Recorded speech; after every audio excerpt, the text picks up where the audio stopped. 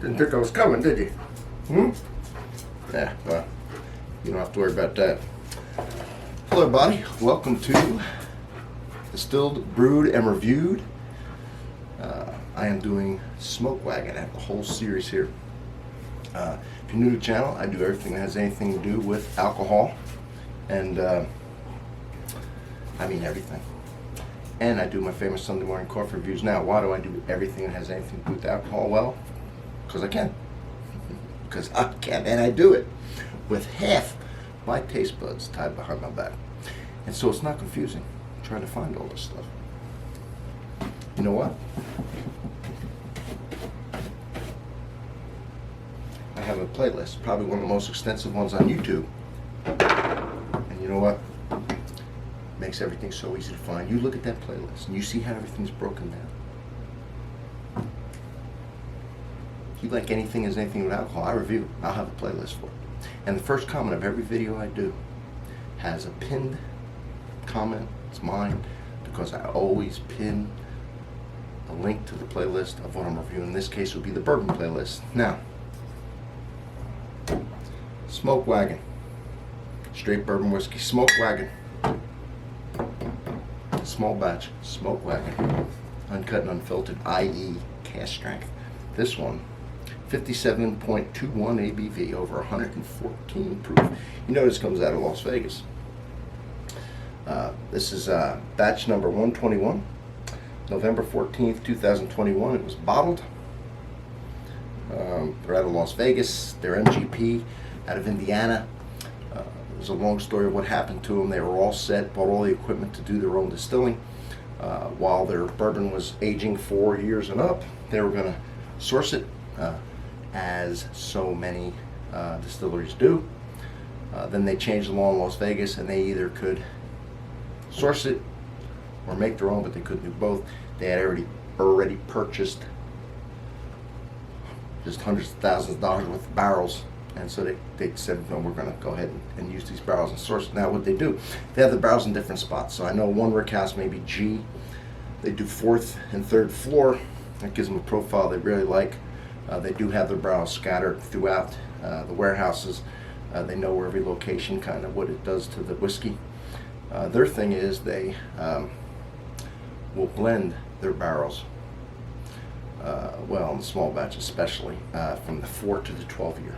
And that's how they make it, just not like every MGP. Now, MGP makes 5 different bourbon mash bills. This one's a high rye, and I mean high rye. It's 60% corn, 36% rye, that's usually 4% malted barley. 36 is about double the average. And when I say the average, Old Forester, Angel's Envy, many others are about 18% rye. It's kind of a standard. It's not. This is 36. Now, of course, every barrel is going to be different, right? Because it's a single barrel. It's the flavor of that barrel that they pick. They sample them all. Some of them, have more evaporation than others. There's parts of the warehouses, certain warehouses will get more humidity, so the proof's usually lower just from the humidity in the air, lowering the proof. This one here is, like I say, 114. The lower one's usually about 110. It's not that much of a difference. It's not a big deal. They're very picky about what barrels they do. Well, everybody is, I guess. Remember, they're picking them. This isn't a store pick. This is them picking them. I don't believe they age their whiskey in Las Vegas. I think they do it all. They tried, and they lost 20% due to the heat and humidity. That's too much. Indiana's probably about 4% a year due to evaporation, the Angel share. You can't lose 20. Okay, you can't have a 12 year. You can't have a 5 year. Okay, that's 0. You just can't do it. Stuff be $1 million a bottle. So, talking about the bottle, it is a beauty. All right, the bottle's beautiful. Here's the bottles. The what I call the regular bourbon, the straight bourbon whiskey. This is in a Christmas configuration. They had one that I actually did the review on. First bottle I had, which had the Halloween kind of special edition label on it. But these are like a dark brown bottle, tall, beautiful polished wooden cap. It's got like a silver dollar with the pistols, crossed pistols. Now these pistols are called smoke wagons, right?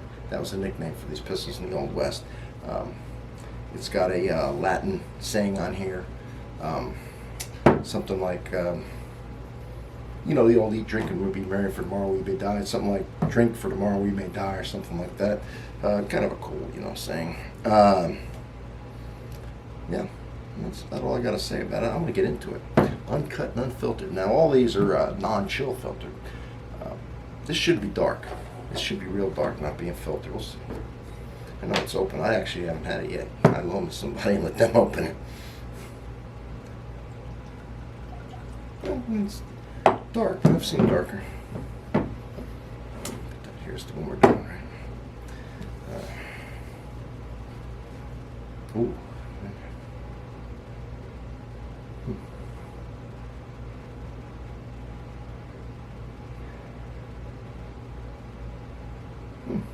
Surprised it's sweeter than I thought it would be, smell-wise.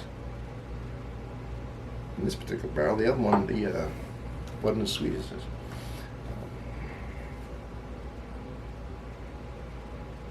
That's got some beautiful candy apple to it. On a high rye, that sweetness coming through. Only 60% corn. I'm still getting the fruits. The other one, I got a lot of dried fruits. Am I getting on this? Yeah, same type of fruits as far as the dried fruits, as far as like raisins and prunes and more dried as opposed to more of a fresh fruit, more of a dried, darker type. You've all smelled fresh peaches, you've all smelled dried fruit, I'm sure. But the sweetness is what really surprises me. And not as much pepper as the other one had. On the nose, anyway. More sweet and more dried fruit. More candied apple. Well, let me take my acclimation sip, and then we'll get into the tasting. These are all, like I said, non-chill filtered.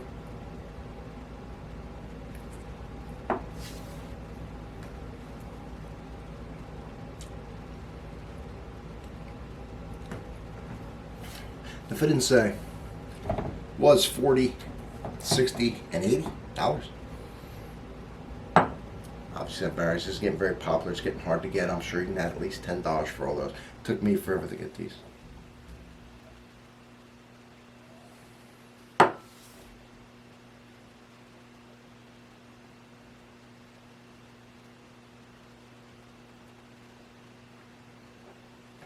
Alright. Just get myself acclimated. Just took the burn away. So now I get all the flavor. If you're drinking whiskey, it's burning, not getting all the flavor. Now you sip it long enough, eventually that burn will go away, but you keep sitting all night long to get the burn to go away. Or you could just kind of hold it, that whiskey in your mouth for about 10 seconds, let it kind of numb the pain receptors. After about 10 seconds, you take your second sip, you'll notice that it doesn't burn, or it burns very little, and then almost to nothing the next couple sips, and you're getting all the flavor. That's the way you do it, see. Now,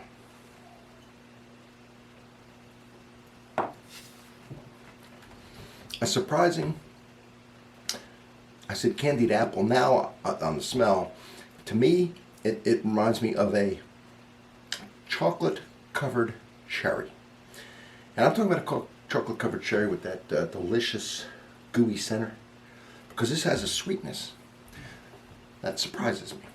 Because of the, I consider corn, you think cornbread's sweet, right? Rye bread's use hot, spicy. This has low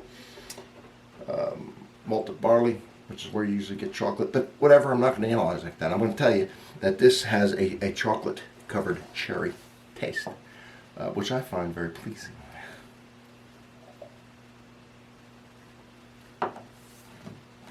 And a sweetness when you first, wow. And it's not over wood. It's not where, I hate when it's over wooded, right? Because if you don't know how to make something, either add a lot of salt, a lot of sugar, or over oak it, okay, to hide your flaws, especially when it comes to wine. Anyway, this doesn't have an overpowering, all right? The oak actually enhances this the way it's supposed to. And it does throw off a little vanilla. And, chocolate-covered cherries and vanilla with a kiss of oak. It's nice. And it doesn't have a real bitter taste to it after you swallow the aftertaste. A little bit, but not much. There's no big tannin, no big bitter from the wood. It's just more where the wood's enhancing it and adding complexity and flavor, but not giving you the bitter aftertaste.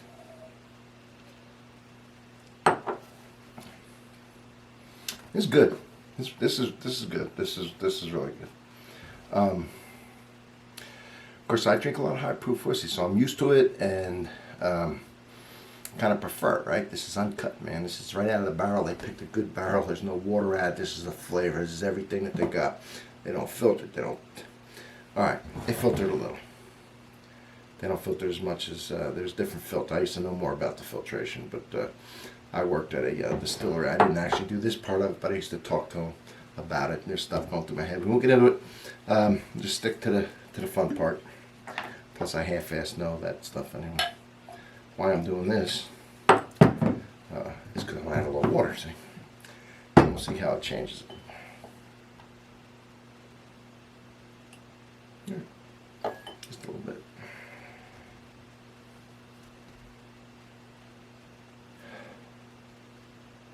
Especially when you're doing 114 high proof. So just go and smell, just part your lips a little. Give the alcohol a way to escape. Don't burn your nose that way. It's like if you swallow, it's good to breathe out. As soon as you swallow, just kind of keep you from coughing. See, little tricks to make you look like you. Over the years, I definitely know a thing or two about a thing or two.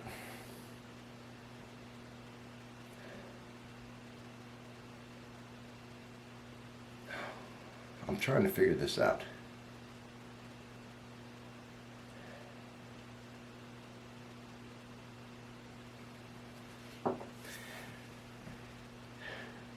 I finally got it. It's like hints of a really good, sweet, aromatic pipe tobacco. Where you're getting the tobacco, and maybe even a pipe that was lit, where the fresh part on the, is still,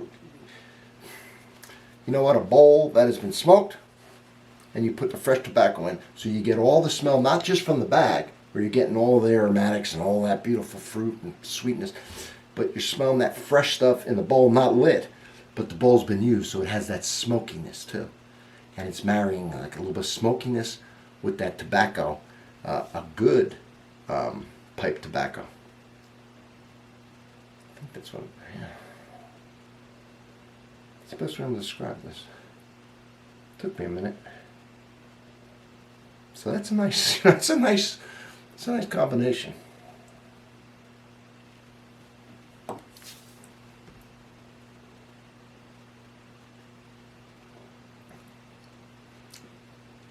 You know what I'm getting now? Kind of odd. Get more of a, like a, I know I was getting a chocolate cherry. Now I'm bringing out a little bit of like a sweet apricot.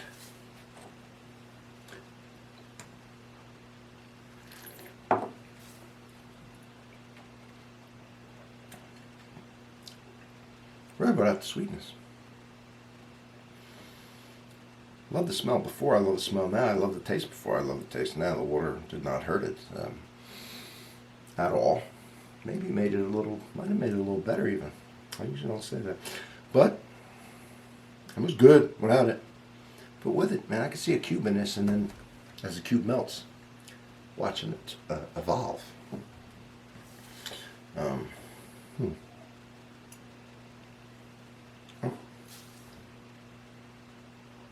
It's got that beautiful sweetness, that apricot, that smoky tobacco, fruity. Still has the chocolate cherry. It's just in the back a little bit now. It's just added some more complexity to it. Very good. What I'm gonna do in the video is I'm gonna do all three of them blind, and we'll really see. And I'm not. There's no wrong answer for me. I didn't make it. I don't sell it. So whatever I pick is what I pick. And it's interesting to do that, because if I like one of the cheaper ones better, well, good. I think I'm gonna pick the higher proof one. But I know we'll see. That's all. We'll just see. I'm also going to do these blind with some other whiskeys in here, and we'll see about that. And I'll do it blind too. So we have a lot to look forward to. Anyway, if you're still here, make sure you please sub. Appreciate it. Any kind of comment, all right, I'll answer you back. And I appreciate you being here.